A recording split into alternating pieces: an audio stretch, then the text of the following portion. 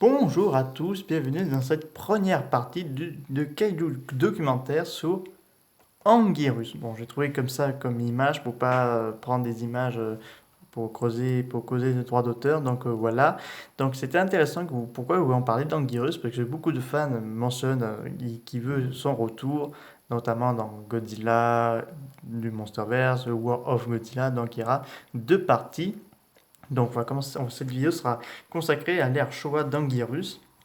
Donc Anguirus va apparaître dans Godzilla Red Game de 1955, donc la suite de Godzilla de 54, où il sera l'adversaire de Godzilla. Donc le costume sera fait par Iji Tsurabaya, donc il a conçu le costume, donc beaucoup de piquants et donc sur le dos. Donc là, parce qu'au départ, Anguirus devait cracher apparemment un rayon atomique, ça s'était laissé tomber. Donc c'est un ankylosaure devenu carnivore qui affronte Godzilla dans ce film. Donc il est un peu protagoniste comme Godzilla dans le film. Donc on mentionne que Anguirus a plusieurs cerveaux, notamment dans le cœur, dans les poumons, donc il a plusieurs cerveaux de partout. Ce sera le cas pour Godzilla, mais lui, il n'y en a que deux, un pour penser et un pour faire marcher les pattes. Donc Anguirus va apparaître dans le film, dans le deuxième confrontation entre Godzilla et lui à Osaka, donc là il va y avoir un gros carnage entre Godzilla et Anguirus, mais là il se fera carrément tuer par Godzilla dans le film. Donc on va attendre un bon moment avant de revoir Anguirus. Donc du coup, il faut attendre en 1968 que Anguirus revient dans Destroy All Monsters, dans le gros crossover de la bestiaire de la Toho. Donc là, Anguirus évite son monster sur l'île Ogasawara. Donc tous les kaijus sont embarqués dans cette île.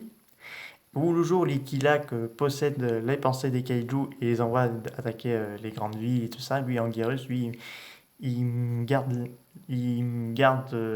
le repère des extraterrestres au mont Fuji. Il défend la base avec Godzilla, avec certains kaiju. Parce qu'au départ, avant qu'Anguirus apparaisse dans ce film, ça devait être Maguma, Epira et Baragon. Bon, Baragon, il est dans le film, mais pas énormément.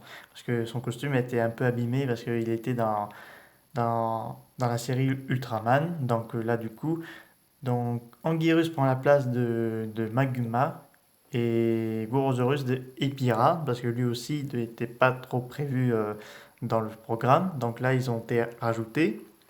Donc là, Anguirus va faire équipe avec Godzilla contre King Ghidorah avec tous les autres kaiju, ils vont tous le massacrer. On voit clairement qu'Anguirus est extrêmement fort en mordant le cou de King Ghidorah, mais jusqu'à ce que ce dernier s'envole et il le fait tomber. Donc que ce dernier le piétinera, mais Godzilla et Gorosaurus viendra à son secours.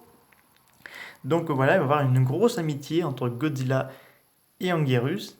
Donc surtout dans les années 70.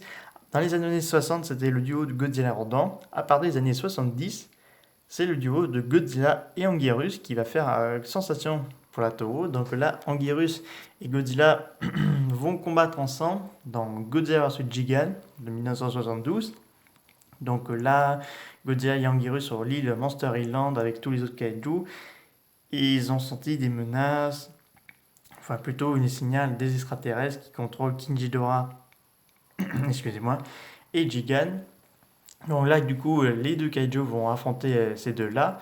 Donc là, c'était une sacrée équipe parce que beaucoup de personnes étaient contentes de les voir qui combattent ensemble parce que c'est l'un des duos assez populaires avec le duo Godzilla Rodan. Donc le duo Godzilla Anguirus est le plus célèbre d'entre eux. Donc voilà.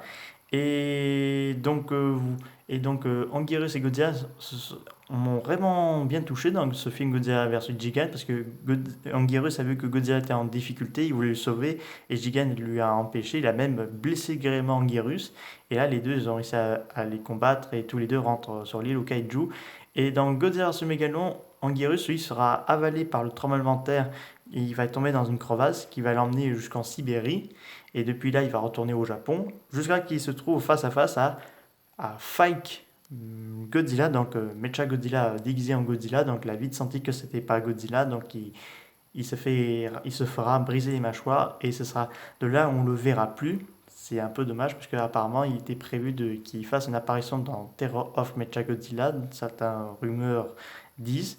Donc le pauvre Anguirus, il sera délaissé pendant un bon petit moment. Dans l'ère ICI, on n'aura pas d'Anguirus, c'est un peu dommage parce qu'ils ont fait, quand même fait revenir King Ghidorah, Mothra, Mecha Godzilla et Rodan. Mais ils ont voulu créer des nouvelles bestiaires pour pas que ce soit, qui rappellent souvent ceux de l'ère Showa. Donc ils ont créé Violent, Destroya, Space Godzilla, Batra. Et ils ont fait revenir par contre Mugura qui date d'un film d'Atoro de 1957, donc Les Mystériens. Donc Anguirus, lui, sera un peu oublié, mais il sera revenu dans l'ère Millennium. Mais là, c'est une autre histoire. Donc j'espère que cette vidéo sur Anguirus vous a plu. N'hésitez pas à me dire ça dans les commentaires.